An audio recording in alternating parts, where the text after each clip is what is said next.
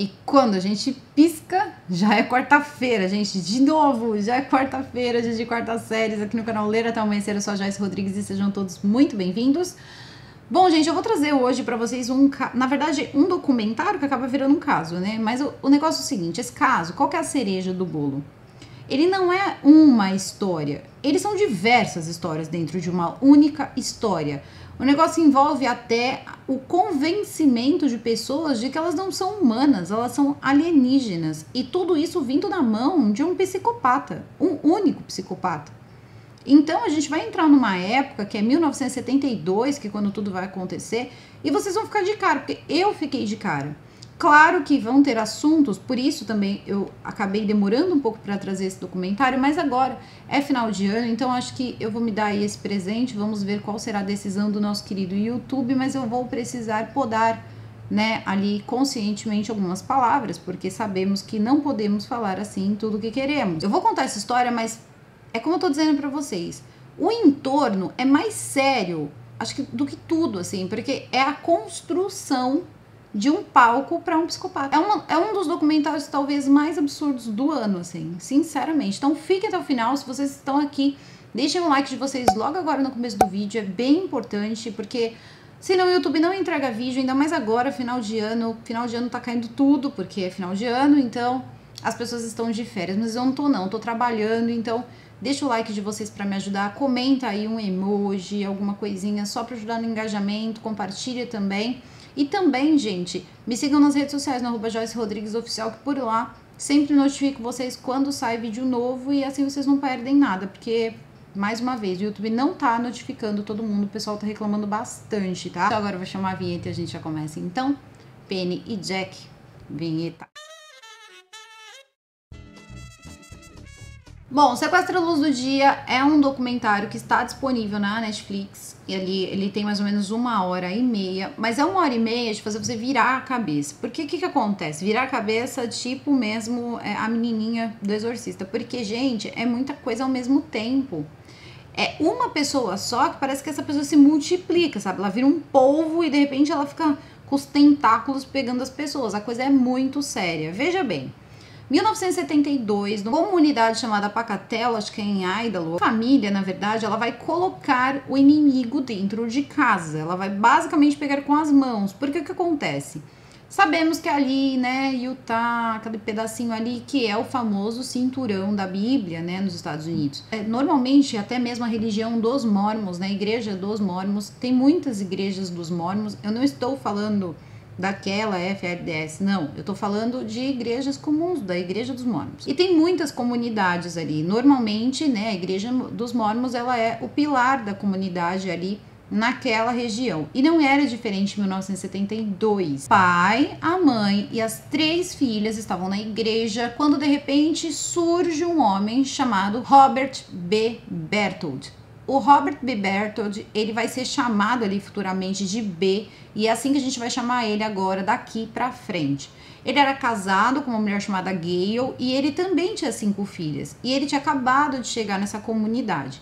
Ele era um comerciante, ele tinha uma loja de móveis, e também trabalhava ali com uma parte de serralheria, alguma coisinha assim.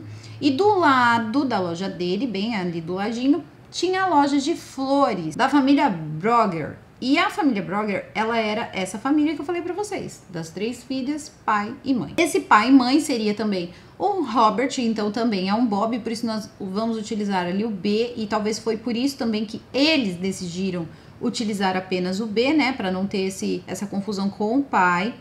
E tanto o Robert como a Mary Ann, a mãe, tiveram logo de cara uma empatia grande dentro da igreja, né? Eles foram primeiro domingo lá na igreja, então participaram do culto, etc. E eles tiveram uma boa impressão, né, da família nova aí, né, da família do B.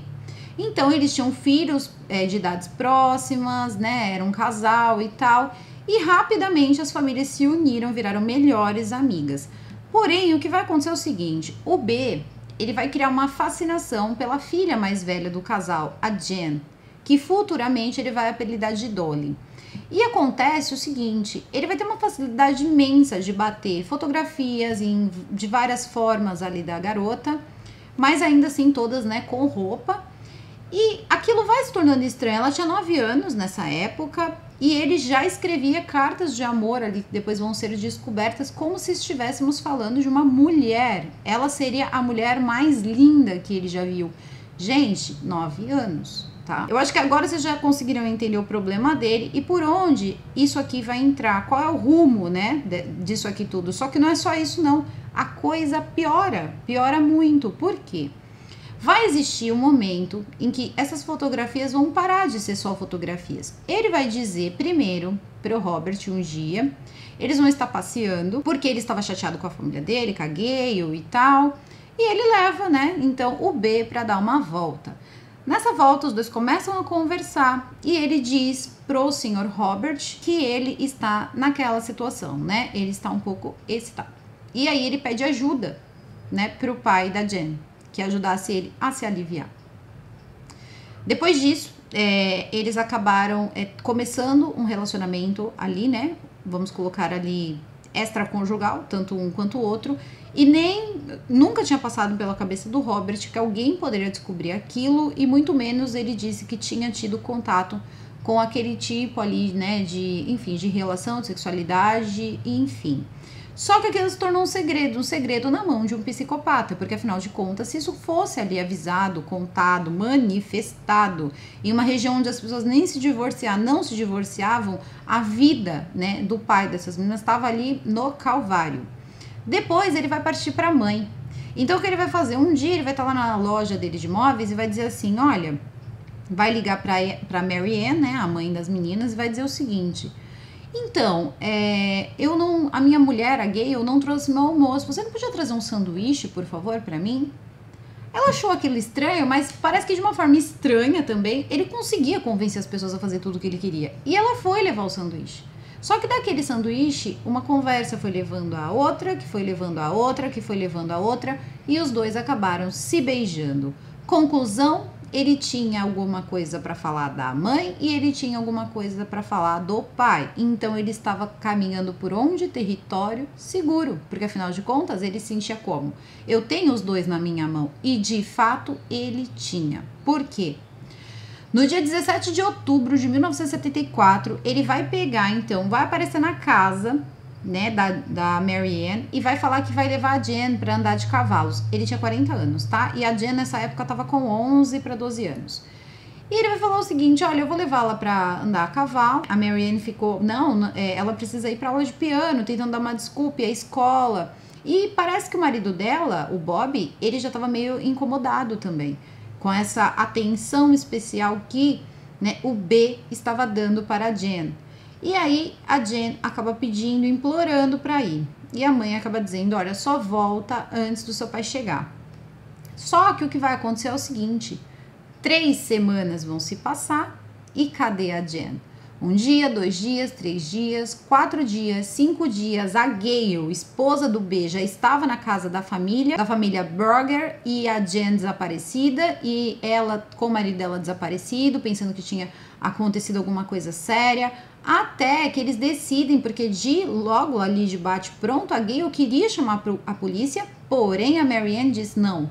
Vamos esperar, porque tudo vai se resolver, a comunidade começou, não, fica tranquila, não aconteceu nada com a Jen, né, porque afinal de contas o B nunca faria mal pra Jen e tal. Tudo bem. Que depois de 5 dias não tem jeito, tiveram que ligar pra polícia. E aí eles ligam, né, e a polícia começa a ficar acompanhando o caso. Acontece que o que ele tinha feito era o seguinte, ele tinha pegado a menina, colocado no carro, tá, 12 anos, deu pra ela uns comprimidos e disse que eram comprimidos de alergia, ali, antialérgicos, pra ela subir no cavalo e não ter nenhum tipo de problema com alergia do pelo do cavalo, enfim.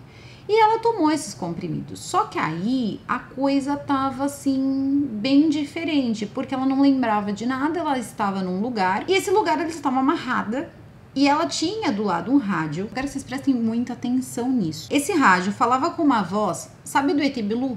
É mais ou menos aquela voz. Dizendo que, na verdade, o Bob e a Mary Ann não eram os pais de verdade da Jen, falando pra ela que ela era uma mulher que tinha pais em outro planeta. Isso pode parecer maluco pra gente falar aqui, mas ela tinha 9 anos. E depois tem um antes desse, né, de tudo isso que aconteceu, que vai ajudar vocês a entenderem o porquê foi tão fácil para ela entender. Ela vai começando a ouvir aquilo e eles dizem que o mundo vai acabar e que ela precisa evitar o fim do mundo, tendo junto que eles iriam preparar para ela um companheiro homem, que era para ela poder ter um filho para assim salvar o planeta. Sacaram ter um filho? Então, só que nesse meio tempo, quando ela sai para procurar, então, e ainda tinha uma ameaça, se você não fizer, nós vamos acabar com a alma dos seus pais, eles não vão ter corpo, não vão ter alma, não vão ter nada, vão acontecer coisas com a sua irmã. E ela ficou tão apavorada, ela então vai procurar o B naquele lugar, ela começa a ver que ele tá todo machucado, ele tava todo machucado, e ela pega lá e conta, né, tudo que aconteceu. Ele tava todo desacordado, o que vai acontecer? Ele vai contar que ele ouviu, né, seres de outros planetas falando com ele, dizendo que os dois tinham essa missão estranha. E aí ela fala que ela também ouviu, e aí ela acredita que os dois eram os escolhidos, olha só. Aí, no meio disso tudo, eles vão acabar, gente, 35 dias juntos. Ele vai pegar o trailer, ele vai colocar ela no trailer e eles vão decidir iniciar, então, né, esse filho. Só que ela tinha 12 anos, então ele não foi até o final, não precisamos dizer, né, tinha um ímã envolvido e dor e essa coisa toda. Gente, isso é horrível de falar, mas tudo bem. Pra ela se sentir cumprindo essa missão e ele lembrava ela todo o tempo. Então não foi até o fim, tá? Mas foram várias tentativas, muitas tentativas mesmo. E o que vai acontecer é o seguinte, 35 dias depois, eles vão acabar prendendo ele. Por quê? Quando eles ligam pra polícia, o FBI começa a investigar. O FBI investigando, eles descobrem uma outra menina. E o que tinha acontecido foi o seguinte, eles foram até a casa da mulher dele, né, da Gayle, e falaram pra ela, olha, a gente quer saber mais sobre o seu marido. E aí, ela pegou e falou que ele tinha um trailer que ficava num galpão. Esse trailer do galpão, na verdade, não estava mais lá. E eles conseguiram encontrar também o que seria o carro dele batido, tá? O carro dele estava batido, o vidro estava quebrado pro lado de dentro, a polícia estava esperta, percebeu que tinha um pouco de sangue dele ali e também percebeu que ele queria dar a entender que eles estavam sequestrados, tanto ele como também a Jen. Acontece que eles viram depois alguns passos deles, como se estivessem andando, e marcas ali do que seria o pneu do trailer que ele tinha tirado da casa. Então era meio óbvio que ele tinha pegado a menina e saído com o trailer. Esse cara foi para no México. Ele casou com a Jen no México. Porque no México parece que era permitido com 12 anos casar, né? Ele tinha 40, ela 12, mas tudo bem, eles casaram os dois. E aí ele pega e entra em contato com o irmão dele, o irmão, tá, do B, e diz o seguinte, olha, eu preciso que você procure a Mary Ann, porque eu casei com a Jen, dorme com esse barulho, eu casei com a Jen, e eu preciso que ela envie os documentos da Jen para que eu possa legalizar nosso casamento nos Estados Unidos, porque afinal de contas o casamento do México não é reconhecido nos Estados Unidos. É nesse momento que o irmão dele fala com a polícia. E aí o irmão dele conta que na infância ele tinha a mesma prática, só que ele teria começado com a irmã dele de 6 anos. Tá? Então assim, aí isso alarmou a polícia, que conversou com a família e que avisou o que estaria acontecendo com ela na mão dele.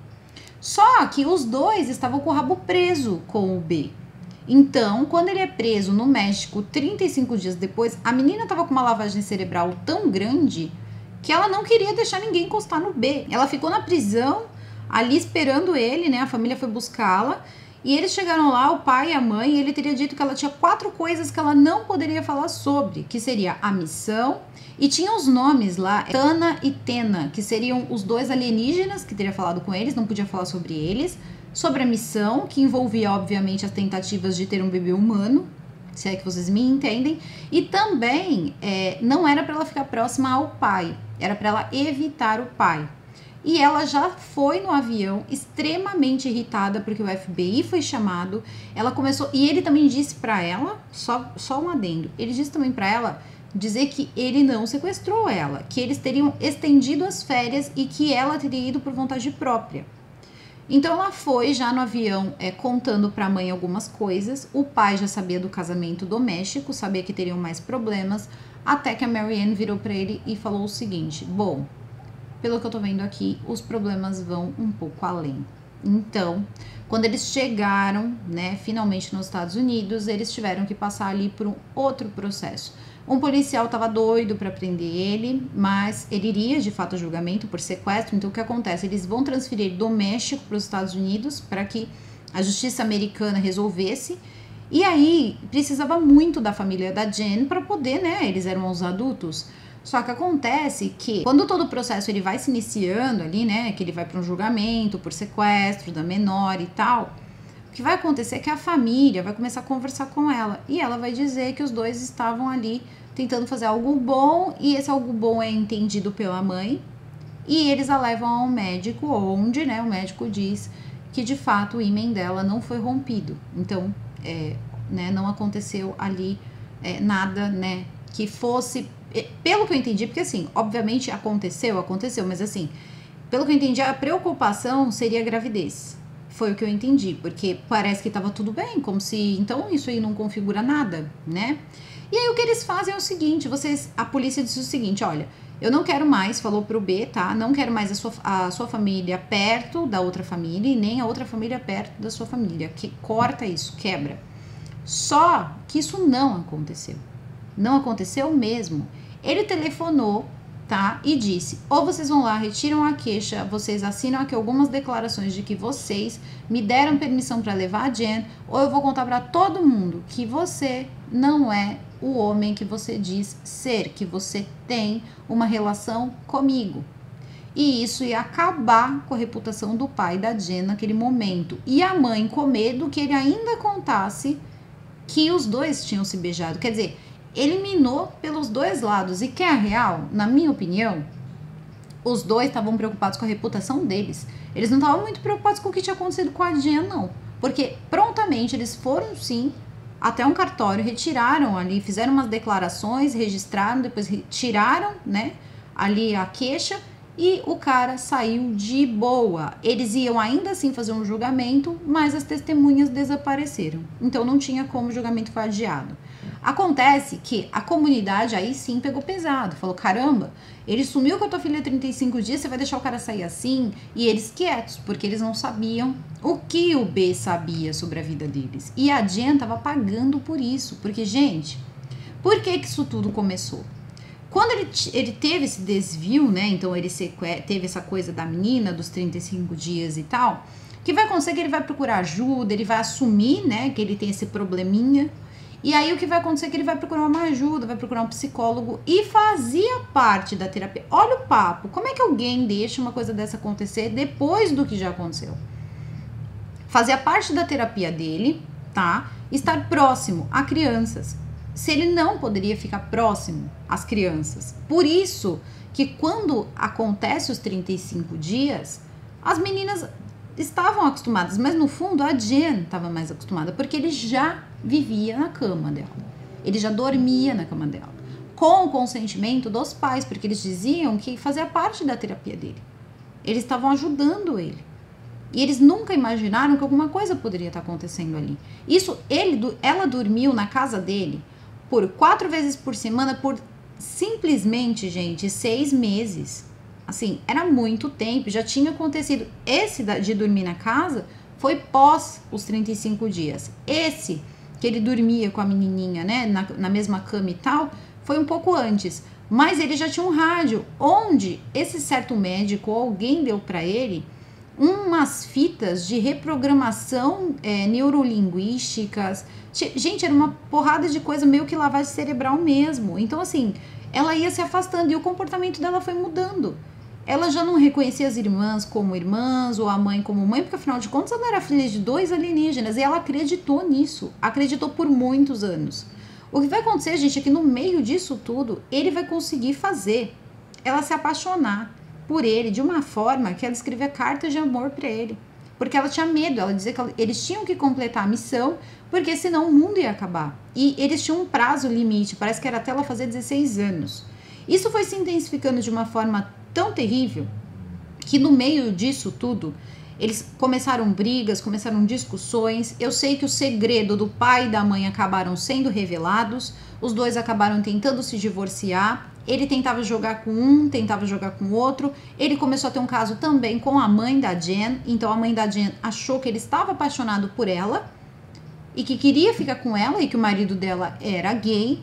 E aí o que aconteceu? Depois ela se tocou que ele só queria uma casa para que ela pudesse ficar com as meninas, para que ele pudesse estar próximo a Jen. Só que às vezes dava a impressão que a mãe não entendia isso. E a menina começou a falar que ela queria casar com o B. E a mãe parece que estava disposta ali a deixar ela casar com o B. E aí ela pegou e falou, você tem 12 anos. E ela, mas eu quero casar com o B. Ele é o amor da minha vida, nós temos planos, eu quero filhos. Ela começou a falar de coisas muito sérias para a idade dela. E aí tudo bem, o tempo foi passando, esse lance todo de separação, de joga tudo no ventilador e a comunidade toda sabendo, aquilo foi uma vergonha para eles foram praticamente retirados ali, né, da comunidade, da igreja e tal. Foi um trauma para a família. E com quem eu vou ficar? Com a mãe, com o pai? Uma hora eu ficava com a mãe, outra hora eu ficava com o pai. Até que eles se tocaram que a ideia era justamente separá-los, porque assim ele conseguiria mais acesso a Jen. Só que não adiantou nada. Eles decidiram que iriam tentar recuperar ali um perdão entre o casal e iam tentar criar as meninas juntos. Acontece o seguinte, ele vai ter aí esse problema e ele vai se mudar. Ele vai começar a trabalhar com o irmão, o B, tá? O B, o monstro. Ele vai começar a trabalhar com o irmão que tinha uma loja de carros, ele vai vender muitos carros, ele vai se mudar. Ele vai abrir, na verdade, um parque de diversão. Ele vai comprar um parque de diversão perto de Salt Lake City. E quando chegar nesse parque de diversão, ele vai começar a entrar em contato com a família. E a família vai passar a recebê-lo normalmente, em casa. Tudo de novo. Vai deixar a menina dormir na casa dele. Tudo de novo. Então, em troca, sabe, disso, sabe? Em troca dele não ficar revelando as coisas. Só que depois, quando bem interessou pra ele, ele jogou tudo, contou tudo sobre todo mundo. E continuou a lavagem cerebral. Ela ficava com aquele radinho, a menininha, do lado, e aquela voz falando e tal, sabe? Ele dava um jeito de visitar o quarto dela. Por quê? A casa tinha um quarto gigantesco que dormia as 3 meninas. Ele tinha uma loja de móveis e tal, então ele mesmo fez as paredes e tudo e retirou a Jen do quarto das outras irmãs. Então ela dormia sozinha, porque ele já tinha o plano de visitar aquele local. Então ela ficava ouvindo e tinha uma hora que aquela voz vinha e dizia, companheira mulher, eu estou chegando. Tipo, como se ele fosse o companheiro homem. Gente, é a coisa mais louca que eu já vi na vida, bizarra. E não ficou claro se em algum momento o ato se consolida de fato, porque ele fica naquele lance, não tudo, né? Um pouco só. Então, aí vai acontecer o seguinte, ela vai estar completamente apaixonada por ele, completamente, e ela quer ficar com ele, então ela vai fugir de casa. Ela vai deixar uma carta, que ela quer viver a vida dela, que ela não quer mais ficar lá e que ela quer ter uma vida com o B, que ela quer casar, que ela quer ter filhos e que ele aceitar ela como ela não quer mais saber da religião deles, nem de nada e que ela quer ir embora. Eles pensam que ela teria fugido com o B, só que o B diz pra família que não, que ele não sabe também onde ela tá. E começa a pressionar a família do tipo, vocês me tiraram de perto dela e agora ela desapareceu. E ele vinha trazendo notícias, mesmo com o FBI investigando. Ele dizia assim, eu ouvi falar que ela tá vendendo substâncias ilícitas, que ela tá usando o corpo para ganhar vida, que ela tá fazendo diversas coisas, eu fiquei sabendo por caminhoneiros, por gente daqui, por gente dali, notícias falsas. Enquanto isso, a polícia tá tentando investigar e encontrar ele. E eles encontram o trailer. Só que eles não encontram a menina dentro do trailer. Eles encontram no trailer várias fotografias dela, como se fosse um santuário, a Jen, dentro do trailer, mas não encontram nada. E nesse momento eles o prendem 107 dias depois dessa viagem. E onde tá a Jen? Ninguém sabia. Até que um dia eles se tocaram que tinha alguma menção ali a uma escola católica e eles acabam entrando em contato. Ele teria colocado ela no internato só para meninas, no internato católico. Ele disse que era pai dela e que ele era um agente da CIA que estava indo, acho que era para o Paquistão, alguma coisa assim, Oriente Médio, e que ele precisava que ela ficasse em segurança. E qualquer pessoa que fosse procurar por ela, era para ninguém dizer que ela estava lá, porque seriam pessoas que perseguem pessoas da CIA. E ele pagava aquele internato católico ali para meninas. E ela viveu ali aqueles 107 dias. Até a polícia chegar lá e retirar ela de lá. E ela teria ficado muito brava, porque ele foi preso e ela foi colocada num avião e fizeram ela voltar para casa. Só que quando ela chega em casa, não teve beijo, não teve abraço, não teve nada. Essa menina chegou revoltada. Ela não queria ter voltado para casa. Ela passou a não falar com o pai, ela não falava com a mãe, ela não gostava das irmãs, ela ficou oca. Ela só pensava em como as pessoas eram más, em não deixar ela completar a missão dela, não deixar ela ficar com o B, e de como as pessoas, elas não entendiam que podia ter algo maior. Ela achava que era ignorância das pessoas, porque ela acreditava piamente que se ela não completasse a missão, o mundo ia acabar. E aí o que vai acontecer é o seguinte: 37 dias depois que, enfim, né, ela volta para casa, a loja de flores que o pai dela teve por 40 anos pega fogo, incendeia tudo. E aí o que vai acontecer é que ela vai estar abraçada com o pai, abraçada com a mãe e vai gritar: deixa tudo queimar, porque quem importa está do meu lado. E foi a primeira manifestação de carinho que ela teve, e aí foi quando ela começou a abrir o jogo com a família e contar tudo o que estava acontecendo, contou sobre o que, né, a questão, enfim, da missão, contou dos alienígenas, contou do filho humano que precisava existir entre os dois alienígenas, ela, né, e o B. E a mãe ficou desacreditada daquilo tudo e as irmãs não aguentavam aquilo, né, os detalhes e tal, tanto que a mãe não deixou ela ficar entrando muito em detalhes na época. E ele ficou ali um tempo preso, depois ele foi solto. Depois, o julgamento dele levou à seguinte conclusão: ele foi absolvido, entre aspas, porque eles disseram que ele não era, ele tinha problemas mentais. Então, eles tiraram ele e mandaram para uma instituição, só que ele ficou 6 meses nessa instituição e não aconteceu mais nada com ele. Ninguém sabia mais para onde ele tinha ido. Ele foi viver a vida dele. Só que acontece que aquele incêndio tinha sido organizado por ele e não seria a primeira vez. Vão se passar 30 anos até ela vê-lo novamente. Acontece o seguinte: ele vai pagar homens, né, que iam saindo da prisão para incendiar a loja. Então, incendiaram a loja. Quando ela pensava que estava tudo bem, ela ia desmanchando aquilo da cabeça dela, que aquele negócio de missão não existia, que ninguém ia acabar perdendo a vida, que não ia acontecer nada. Ela ia se libertando, então ela pegou e falou pra mãe que ela queria estudar, que ela queria passar, ela queria fazer curso de teatro. E os pais permitiram, né, que ela fosse então se autoconhecer, etc. E ela começou a sair com um rapazinho da idade dela, ela foi tomar um sorvete com o menino, uma coisa bem inocente. Só que por algum motivo ele deve ter visto ou sabido, porque naquele mesmo dia os cachorros foram envenenados, os 2 cachorros da casa. E ela sempre chorava, dizendo que era culpa dela.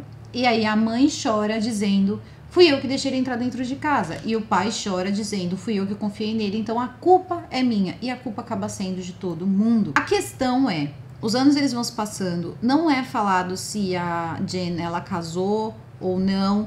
As cartas são mostradas, a forma com que ele chamava ela de Dolly, etc. Só que ele ficou assim, ficou meio nublado o que aconteceu com ele, porque eles foram tentando ali se reerguer, a família toda com tudo que tinha acontecido, e ela, né, foi estudar e tal. Só que em algum momento, em 1990, ela decide relatar toda a experiência em um livro. Ela ia relatando como se fossem entrevistas com a mãe, e a mãe ia colocando em um livro. E esse livro, de fato, foi publicado em 2013. Ela demorou, acho que 10 anos para escrever o livro, e foi publicado em 2013. Quando isso acontece, ela começa a dar palestras sobre o que aconteceu com ela em vários lugares dos Estados Unidos, eu não sei nem se fora dos Estados Unidos também. Parece que tinha até um grupo de motoqueiros que eram, né, simpatizantes da causa e tal, e sempre estavam ali para apoiá-la. E ela virou mesmo uma conferencista e tal, e começou a ter algum sucesso. E quando foi um dia, o pessoal que dava ali, né, proteção para ela, do pessoal lá, o pessoal das motos e tal, um cara simplesmente aparece, o cara tava portando, né, uma arma, e ele aparece e atropela um membro ali, né, daquele grupo de motoqueiros e acaba agredindo 2 outros motoqueiros, fez uma bagunça, começou a ameaçar ela, tá? Começou a ameaçar a vida dela. E aí ela chega a um ponto que ela nunca tinha visto ele, depois daquilo nunca mais tinha visto ele, já tinha 30 anos. E aí ela pega e tem ali que pedir, né, para que aconteça uma ordem de restrição. Só que parece que eles fizeram que nem uma audiência e eles chamaram o B para participar desse encontro.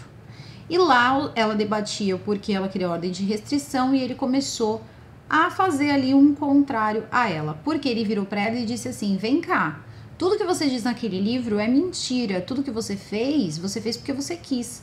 E agora você tá ganhando dinheiro com palestra, ganhando dinheiro com livro, tudo em cima do que você inventou com o meu nome.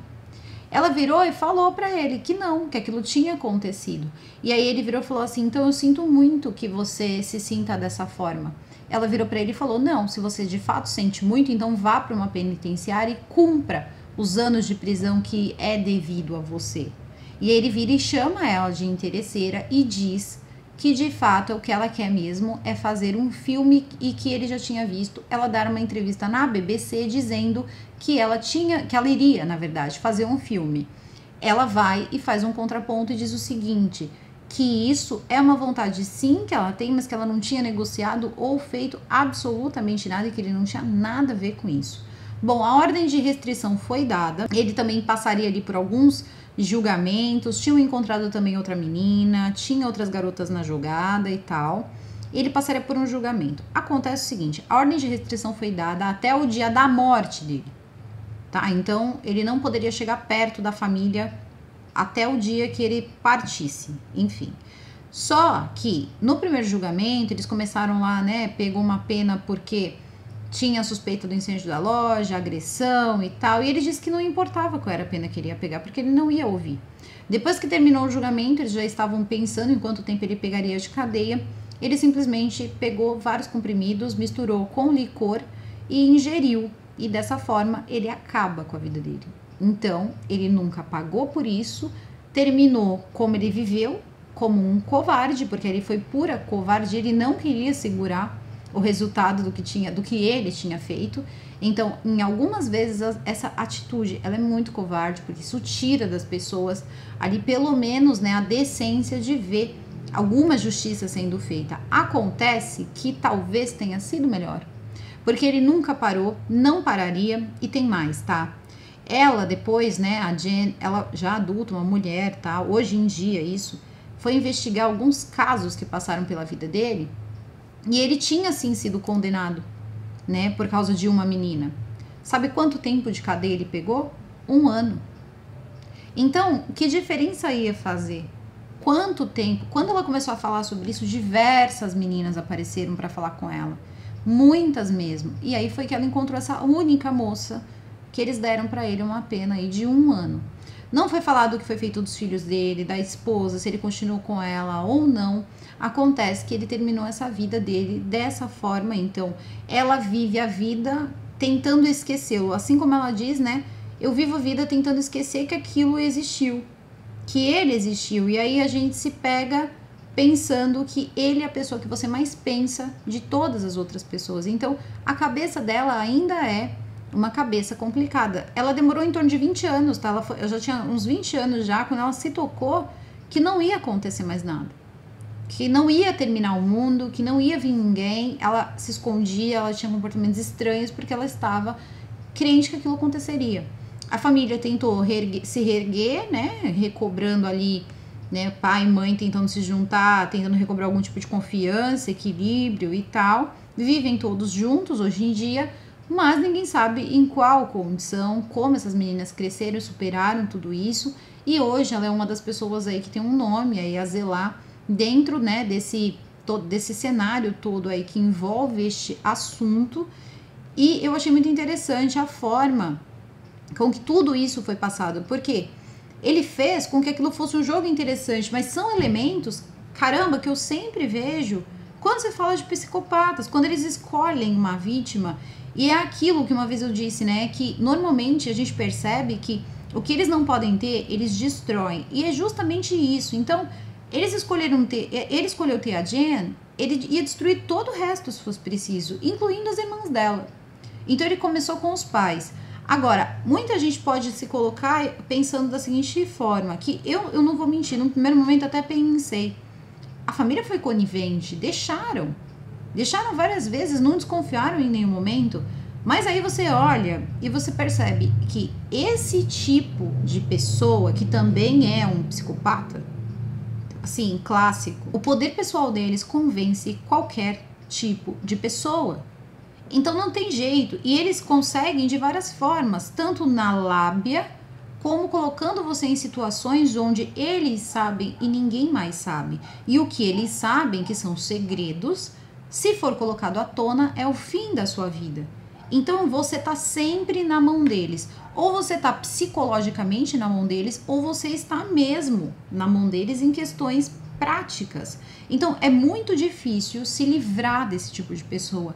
Então, não, gente. O lugar dos seus filhos é debaixo dos olhos de vocês. Isso é um caso que veio à tona e foi muito emblemático, porque assim, ainda hoje, o mesmo tipo de crime acontece da mesma forma. As mesmas coisas acontecem, né? Tem uma tendência de criar vínculos de amizade, viagens e tal. Parece uma coisa muito saudável se a gente parar para pensar, e até é, se fosse de fato somente isso.